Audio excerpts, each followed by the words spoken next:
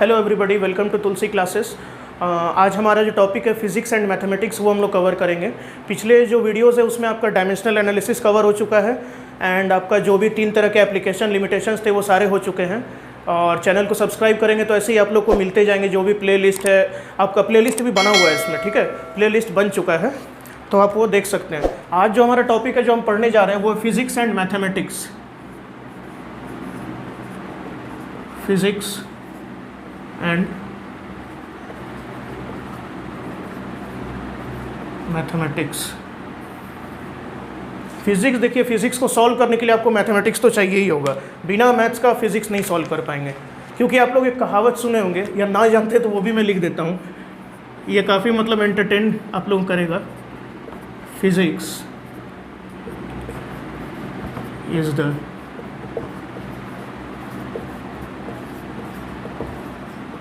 King of science and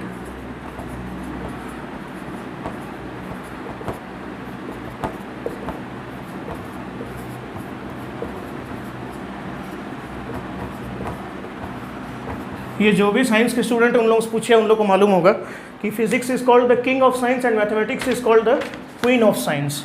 ठीक है, क्यों भाई? क्योंकि किंग और क्वीन को दोनों को एक दूसरे की ज़रूरत पड़ता है। तो मैथमेटिक्स जो है आपका काम आएगा फिजिक्स में। तो हम लोग जो बेसिक मैथ्स से जो हम लोग को काम करना होगा, जो कि हमारा जो भी आपका चलता रहेगा, अभी सीरीज़ चलेगा, आपका 11th क्लास का वीडियो आएगा, 12th क्लास का वीडियो आएगा, तो आप लोगों को सॉल्व करने सीखना होगा। तो चलिए हम लोग देखते हैं कुछ टॉपिक्स जो आपको इंपॉर्टेंट है कवर करना अंडर फिजिक्स एंड मैथमेटिक्स। चलिए,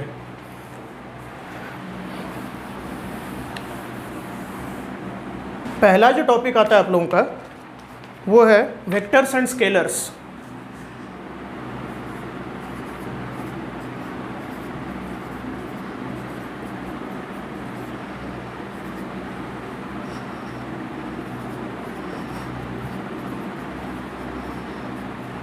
वेक्टर्स एंड स्केलर्स, तो ये क्या होता है या फिर क्या चीज़ है?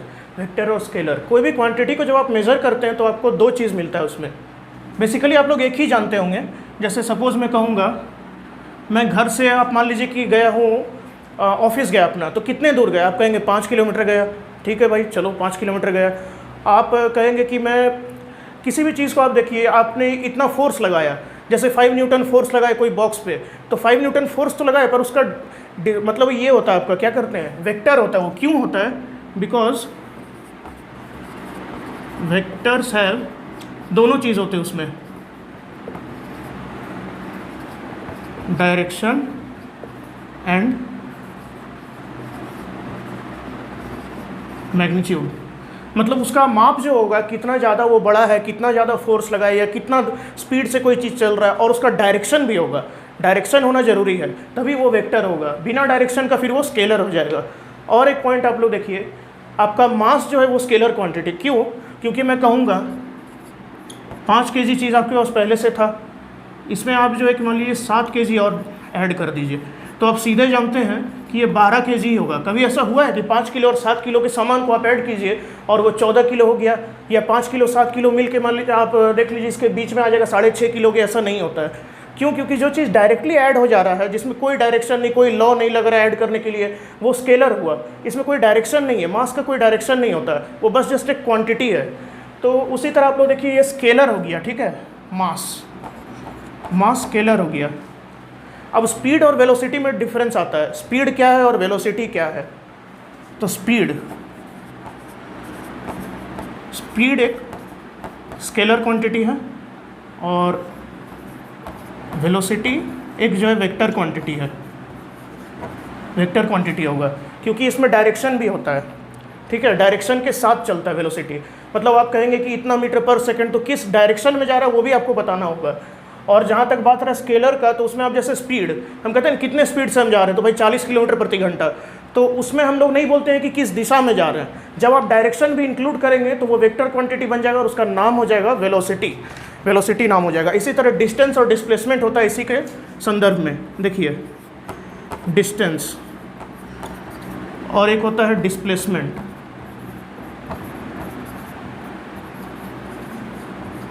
ये वेक्टर हो गया और ये स्केलर हो गया आपका। ठीक है, अब रिप्रेजेंट कैसे करते हैं वो देखना है। आखिर हम लोग मतलब सॉल्व करना है तो हम लोग को जानना होगा कि किस तरह से हमें रिप्रेजेंट करना है वेक्टर को और या स्केलर को। स्केलर तो भैया सिर्फ जो होता है कि एक क्वांटिटी होता है, नंबर, उसको रिप्रेजेंट करने के लिए कोई चीज़ की आपको ज़रूरत नहीं है। अब आप देखिए वेक्टर्स को कैसे रिप्रेजेंट करते हैं, वेक्टर्स आखिर होता क्या है एक्चुअली।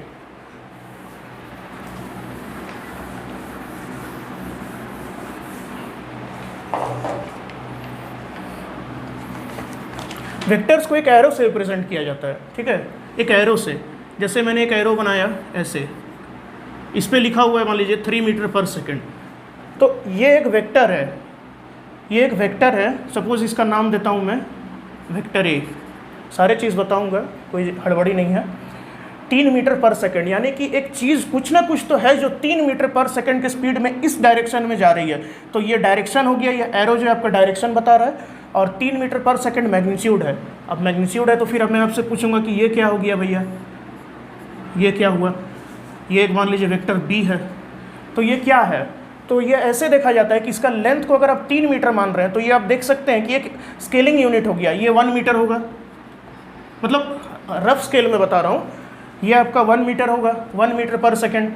तो ये जो इसका लेंथ घटता या बढ़ता है एरो का, वो इसलिए क्योंकि वो एक स्केलिंग क्वांटिटी है। और एरो जो इसका होता है, ये हो गया हेड एरो का, ये टेल।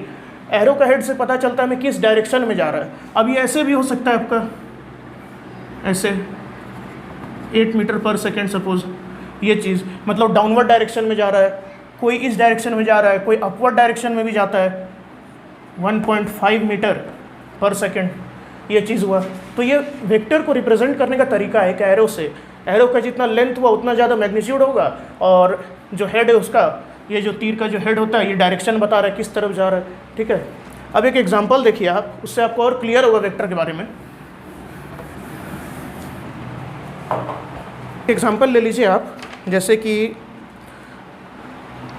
इलेक्ट्रिक करंट, ठीक है, इलेक्ट्रिक फील्ड, ये दो चीज़ देखिएगा, नोट कीजिएगा आप लोग, नोट, बिल्कुल नोट कर लीजिए आप लोग। क्या नोट करना है आप लोगों को कि इलेक्ट्रिक फील्ड ऑलवेज जो होता है वो वेक्टर होता है। Electric field is vector but electric current, ये करंट है, इज स्केलर। क्यों भाई, इलेक्ट्रिक करंट भी जब जाता है वायर में तो उसका भी डायरेक्शन होता है, किस डायरेक्शन में वायर में जा रहा है।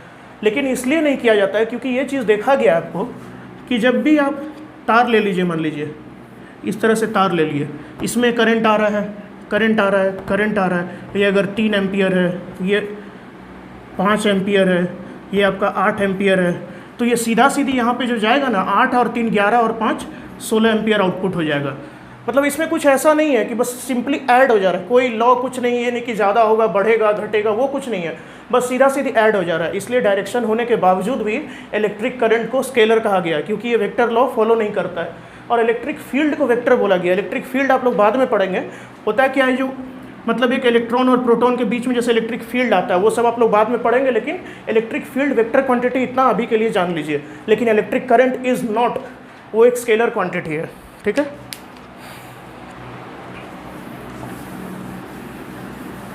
रिप्रेजेंटेशन कैसे होता है? रिप्रेजेंटेशन मतलब मैं कहूँगा कि अगर आपको ए एक वेक्टर क्वांटिटी है, वेलोसिटी ले लीजिए, वेलोसिटी ऑफ अ बस इज सपोज कीजिए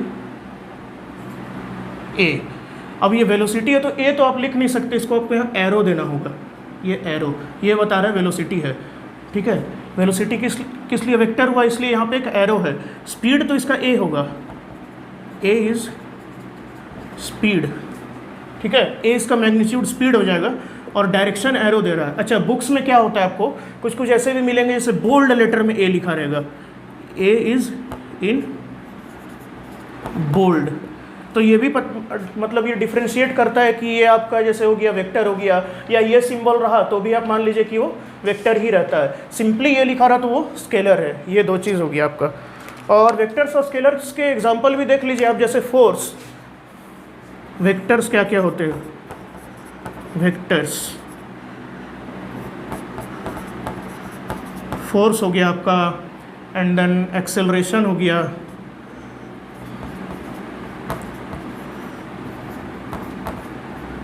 एंड देन आपका डिस्प्लेसमेंट हो गया,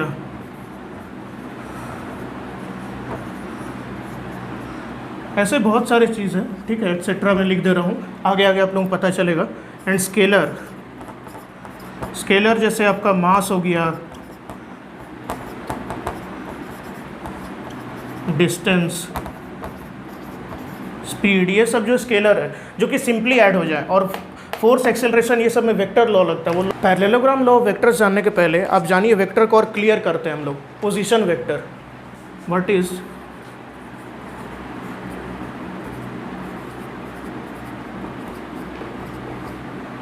पोजीशन वेक्टर?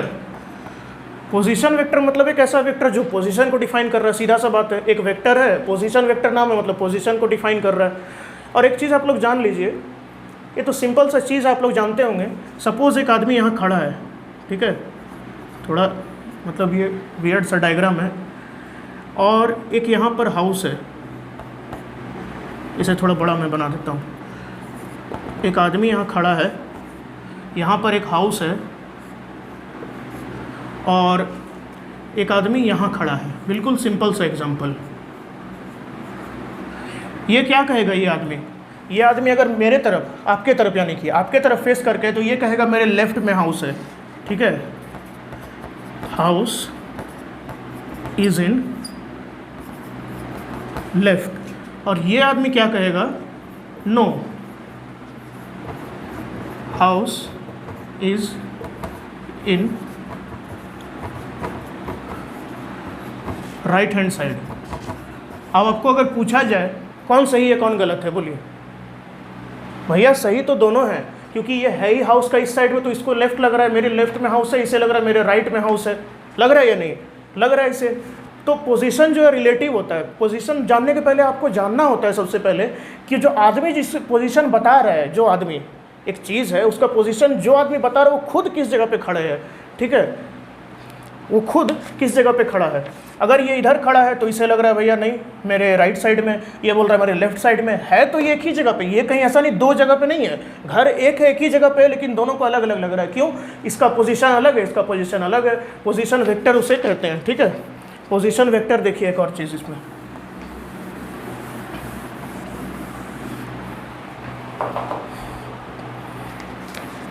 सपोज एक आप ले लीजिए, एक ग्राफ ले लीजिए, इसमें क्या है, ये है O1 और यहाँ पर एक है O2, ये एक पॉइंट है यहाँ पर, ये हो जा रहा है आपका 3-5 पॉइंट। अब क्या होगा, देखिए ये एक हुआ और एक ये हुआ, ठीक है, ये दोनों चीज़ तो हो गए। ये O1 ऑब्जर्वर 1 है, पहला इंसान जो इस पॉइंट को देख रहा है। यहाँ पे मान लीजिए आप क्या मानिएगा, एक बस खड़ा है, सपोज यहाँ पे एक बस खड़ा है, ये बस को यहाँ से देख रहा है ऑब्जर्वर 1, इस जगह पे खड़ा होके इस पोजीशन पे। तो ये क्या कहेगा कि भैया मेरे यहाँ से पहले आप जो दायां साइड जाइए 3 यूनिट या 3 किलोमीटर दायां जाइए, और उसके बाद 5 किलोमीटर दायां जाइए। सपोज ये बस स्टैंड कर लीजिए, वो ज़्यादा अच्छा लगेगा सुनने में, बस स्टैंड है, तो बस स्टैंड जाने के लिए ये बोलेगा 3 किलोमीटर दायां जाइए, उसके बाद सीधे आप चले जाइए जो है नॉर्थवर्ड डायरेक्शन में 5 किलोमीटर। अब ऑब्जर्वर 2 क्या बोलेगा, नहीं वो गलत बोल रहा है, कहीं दायां बायां नहीं जाना है, सीधे चले जाइए 5 किलोमीटर, आ जाएगा, क्योंकि ये है इसी लाइन में खड़ा ना। तो ये जो है ये 3 किलोमीटर तो ऑलरेडी इधर खिसका हुआ है और ये नहीं खिसका हुआ है, तो इसको लग रहा है नहीं 3 भी जाना पड़ेगा तब 5 जाना पड़ेगा, या फिर यहाँ से अगर ये जाएगा तो यहाँ 5 जाएगा और तब फिर वो 3 जाएगा इधर, यही इसको लग रहा है। तो पोजीशन रिलेटिव है। अगर इसका पोजीशन वेक्टर बनाएंगे बस स्टैंड का, बस स्टैंड है कहाँ पर है, तो ये एक वेक्टर बनेगा पोजीशन वेक्टर, कि यहाँ से ये जो टेल होता है ना, ये टेल आपको बताता है कि कहाँ से देखा जा रहा है, किस चीज़ को देखा यहाँ से जा रहा है, और जो हेड है बोला मतलब डेस्टिनेशन मेरा है, बस एक लाइन खींच दीजिए, एरो दे दीजिए, आगे में रहेगा डेस्टिनेशन, पीछे टेल के पास ऑब्जर्वर। उसी तरह O1 का जो है ये बस स्टैंड का पोजीशन वेक्टर 2 बन रहा है। क्यों 2 बन रहा है? क्योंकि एक तो ऑब्जर्वर 1 ने कहा भाई मेरे लिए ये है पोजीशन वेक्टर, वहाँ पे बस ये बोलेगा नहीं मेरे लिए ये पोजीशन वेक्टर है, तो ये रिलेटिव होता है, ठीक है, इसे आप जान लीजिए। Position depends on position of observer. Observer खुद कहाँ है उस पर डिपेंड करता है। और ये जो है पोजीशन वेक्टर है, सपोज ये मान लीजिए ए वेक्टर है, ये बी वेक्टर है। वेक्टर क्यों? क्योंकि ये बता रहा है इतने दूर पे है। ये जैसे 5 है, 5 किलोमीटर जाना होगा आपको इधर, ये बोल रहा है इतने 3 किलोमीटर दायां और 5 किलोमीटर जो है सीधे आगे जाना होगा। ये 2D है, बोर्ड को मतलब सुलाएंगे तो पता चल जाएगा, वो समझ जाइए। तो पोजीशन वेक्टर हुआ। इसी तरह आपका कहते हैं ना स्पीड या वेलोसिटी कहिए। स्पीड तो खैर भैया वो आपका ये हो गया, आपका वो क्या हुआ, आपका स्केलर क्वांटिटी। वेक्टर है आपका वेलोसिटी। अब जो है हम लोग आते हैं आपका इक्वलिटी ऑफ वेक्टर्स।